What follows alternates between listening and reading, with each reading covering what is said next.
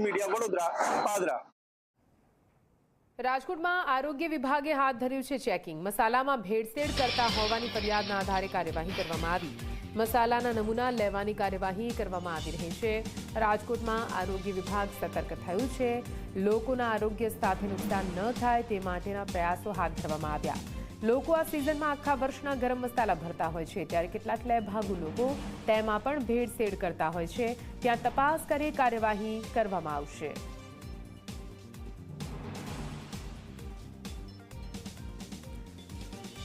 અને આ વિશે વધુ માહિતી આપવા માટે સંવાદદાતા ગૌરવ જોડાઈ ગયા છે। લાઈવ સીધા ગૌરવ પાસે જઈશું। ગૌરવ, આરોગ્ય વિભાગ ફરી એકવાર સતર્ક થયું છે, કેમ કે અત્યારે મસાલા ભરવાની સિઝન છે। કયા પ્રકારે આ પૂરી કાર્યવાહી ક્યાં આગળ હાથ ધરવામાં આવી? ગૌરવ,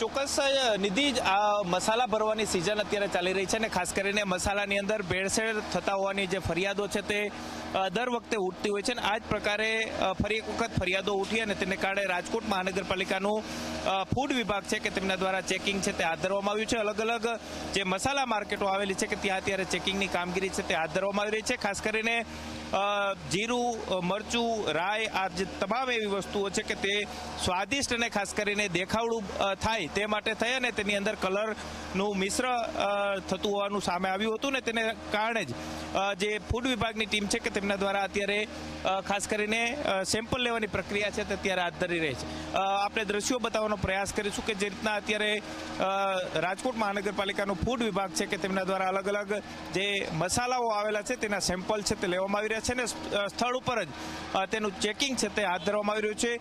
ખાસ કરીને કયા પ્રકારનું ભેળસેળ છે તે થતું હોય તે અંગે આપણે અધિકારી સાથે વાત કરવાનો પ્રયાસ કરીશું અને કઈ રીતના આ ભેળસેળની અંદર ખાસ કરીને સર કઈ રીતના ચેકિંગ હાથ ધરવામાં આવી રહ્યું છે અને ખાસ કરીને કઈ રીતના ભેળસેળ કરવામાં આવતું છે?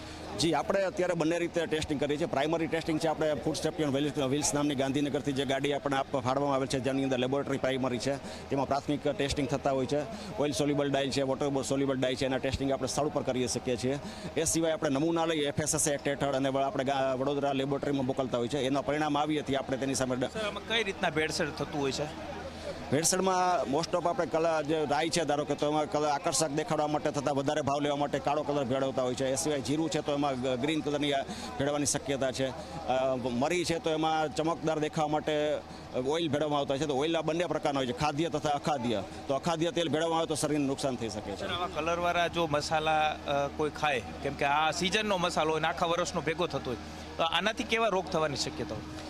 જી, આ જે કલર છે કૃત્રિમ અથવા તો જે એડિબલ કલર અથવા તો અખાદ્ય કલર બંને આપણે મસાલામાં પ્રતિબંધિત જ છે। જે કલર આપણા શરીરમાં લાંબો સમય સુધી જાય તો મેઇન તો કેન્સર જેવી બીમારી થાય છે, કારણ કે તેનું શરીરમાં પાચન થતું નથી અને જમા થતા રહે છે। એ સિવાય પેટના અને અલ્સરના બધા વગેરે રોગો થવાની શક્યતા છે। ચોક્કસ જ નિધિ, જે રીતના અધિકારીએ કહ્યું તે મુજબ જો આ પ્રકારે કલરવાળા મસાલા જો ખાય તો ક્યાંક કેન્સર સુધીના રોગ છે તે થતા હોય છે, જઠર સહિતના જે ચાંદા પડવાની।